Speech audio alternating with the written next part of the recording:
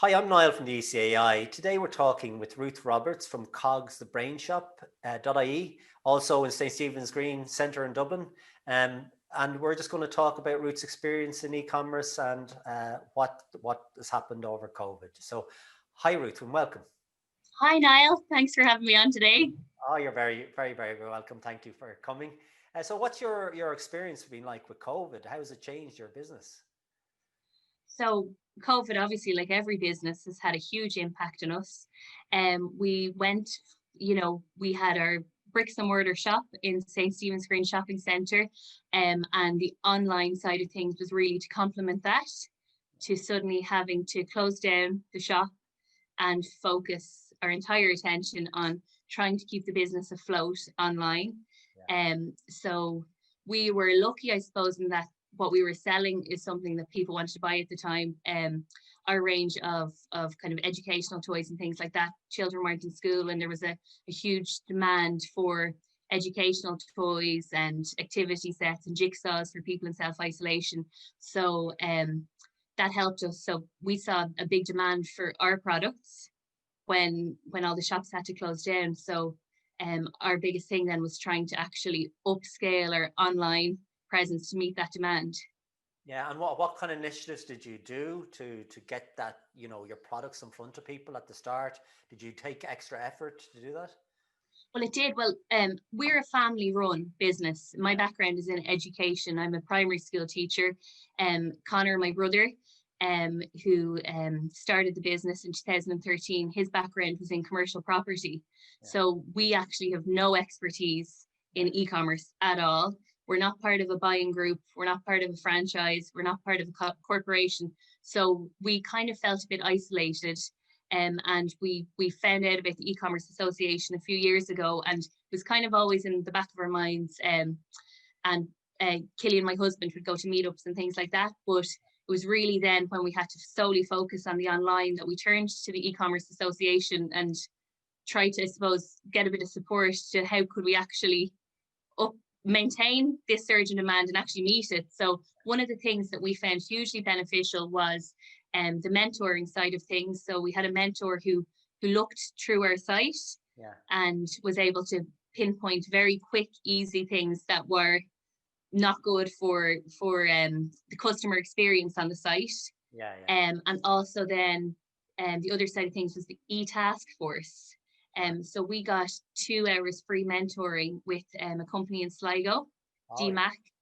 So that was brilliant. And actually they've been instrumental in helping us with our Google AdWords and our digital marketing strategy. So after that initial 2 free hours, then we meet them weekly online, and they go through things with us. And what we really like about them is they don't just kind of do things for us. They teach us what to do and how to actually then implement those things over a long period of time. Things like AdWords. So for one example of something we were doing wrong was we were just putting huge amounts of money into the wrong AdWords that we weren't actually making any profit on. Then if we did convert a click into a sale from that AdWord, it was costing us so much to actually put that ad out in front of that person. If they did make a purchase, we weren't making any money from it. So we've become much more agile and much more focused about where we're actually focusing our budget. Which has been really good.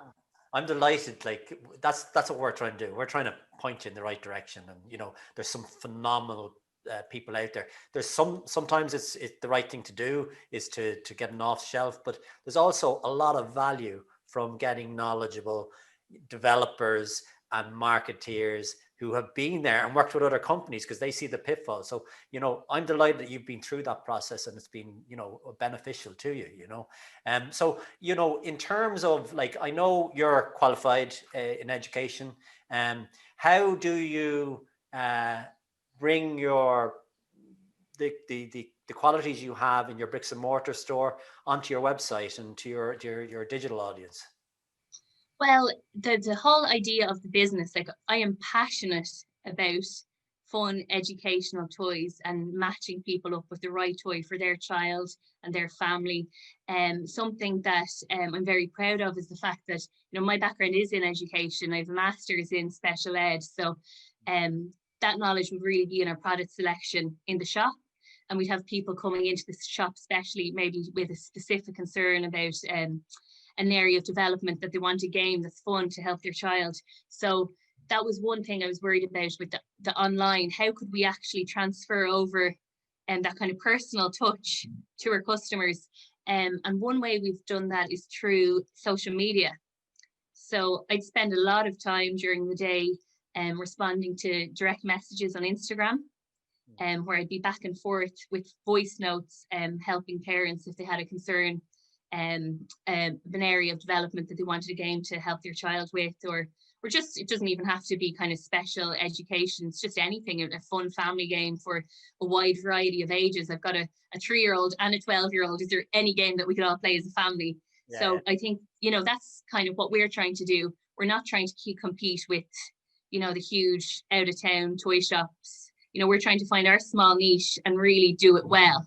Yeah. Well, look, to be honest with you, in terms of some of the bigger players, like big brand names or giants like Amazon, they're phenomenal at what they do. But you offer something really special that, you know, that's the whole point. So, you know, you're doing very well there. You know, what advice would you give to somebody getting into e-commerce for the first time, and what pitfalls might they encounter? I suppose you have to find your niche. Do you know, you can't compete with the likes of Amazon. Yeah. But there's so much, you know, things that Amazon can't bring to the customer. So you just have to find something that you love, something that sets you apart. I really think now it's about kind of the experience and that kind of human to human. I think people really want to actually deal with a person. Yeah. That you make yourself maybe accessible as well to your customers. Yeah. So while they can shop in store, that they still are getting that human interaction on that kind of e-commerce site. One of the pitfalls, I suppose, would be just watching your costs while trying to compete. An example of that I have is, you know, Black Friday or Green Friday. You know, everyone was kind of telling us, oh, you have to be taking part, and, you know, every business, if you're not doing Black Friday or Green Friday, you won't compete, and everyone will just shop on Amazon. So like last Christmas, for example, we did 20% off everything. And then we also had huge postage costs. And then we had a lot of money going on the wrong Google ad campaigns. So when we looked in January at our sales, while our sales looked good, by the time we had taken off 20% discount, by the time we'd factored in our shipping costs and then our Google ad campaigns, actually some stuff that was going out, we were actually losing money on. Yeah. So that was a huge eye opener in January. I suppose at the time we saw all these sales coming in, but we were so disappointed in January when we actually sat back and looked at the figures. Yeah, and that's something people aren't telling you, you know, that like everyone's like, it's kind of big sell, go online, go and do it. You know, you have to slow down. You have to remember you're a business, you know, you're dead right. Don't compete. It's just, because you know, we can't. So there's, you know, you can bring great quality and you can compete, but you can compete in different ways. Yeah, I fully agree. And, you know, what's great is that, you know, your advice here is helping other owners, website owners, shop owners out there thinking about getting into e-commerce, and that like it's not plain sailing anyway. So no. Another thing that we learned this year was actually merchandising on the website. So I put a huge amount of effort, and Connor would, into merchandising the shop and, you know, having our best products set out. And the same amount of effort, if not more, has to be put into merchandising your e-commerce site. So we had some absolutely fantastic sellers in the shop, and then you'd look at them and they weren't selling it all online. So when we actually kind of looked into it a little bit more, with our consultancy from DMAC, we figured out then that say most people shop by age on our website. So if they click into shop for, say, 3 to 5, you might have like 90% people going on the first page. And by the time they get to page 10, it was something like 4% of people were making it to page 10 of that age group. Yeah. So you don't want your first page of an age group to have stuff that's out of stock, because they're not going to go through further pages to see what is in stock. And you want to have all your best sellers on the first page, because they never make it to page 10. Yeah, well, look, you just saved somebody an awful lot of hassle right there. So fair play to you for sharing that, you know. And in terms of Click Irish, you know, why is Click Irish important to you, and why should we all be clicking Irish? Clicking Irish is the lifeblood of our business. If people aren't clicking Irish, we don't have a shop, we can't provide a service, and we can't create jobs. If people spend money on you know, international retailers, that money just leaves the country. It's gone. That's it. If you shop with us, we've gone from employing 3 people in March. We now have 10 people to fulfill these online orders. So that is the difference you're making. That's 10 people who now have a job. Do you know that if you buy internationally, those jobs aren't staying in Ireland. You're not creating any money in the economy. So it's something that makes me nearly emotional. It's so important for people to buy Irish. Yeah. Well, I you know, we love your energy, and we love the you know, that passion that you're showing. Yeah. That's what you're getting from small Irish websites, and it's phenomenal to see. So look, thank you, Ruth. I think you're no, fair play. Look, I think you're phenomenal. You know, you've got our continued support, I can assure you that. And look, thank you for sharing today. You know, well, thank you, and thanks for all that you're doing, and all the help you're giving us. It's just fantastic to feel like there's a support network there. There's so many people with so much knowledge that really want to help, and it's great. This, you know, my background is in education. This peer-to-peer learning is just the most fantastic way to learn. It's brilliant. It's fantastic. Brilliant. It's been so beneficial to us. We're going to give you more. We're going to pair you up with somebody you can bounce off, and you know, we wish you every success, and thank you for sharing today. Thanks a million. Thanks, Niall. No problem. Bye.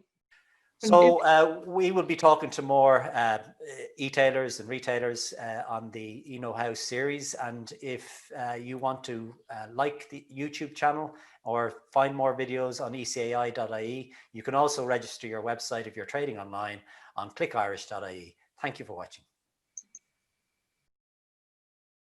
Brilliant. Just really, I don't have to edit that at all. You know, that's just, you know, that's just. So we finished recording, and we're jumping right back in because I want you to hear this. Ruth, tell us a bit about how your sales have changed by coming on to e-commerce. Well, Niall, just to share a fact that absolutely blew my mind. The first 2 weeks in November, we turned over more than we did in the whole of 2019 online. Wow. And how many people, you were telling me about your employees at the moment? So we went from 3 employees. We now have 10 employees.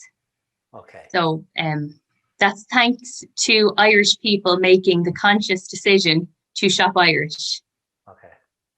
Wow. Are you listening? Mm-hmm. Wow. This is what e-commerce can do for you. You know, get the right advice, talk to your peers. This is what it can do for your business. Just take it seriously. I know you are, but it's there for the taking. And export markets. Okay. Thank you, Ruth. Thank you very much. Thank you, Niall.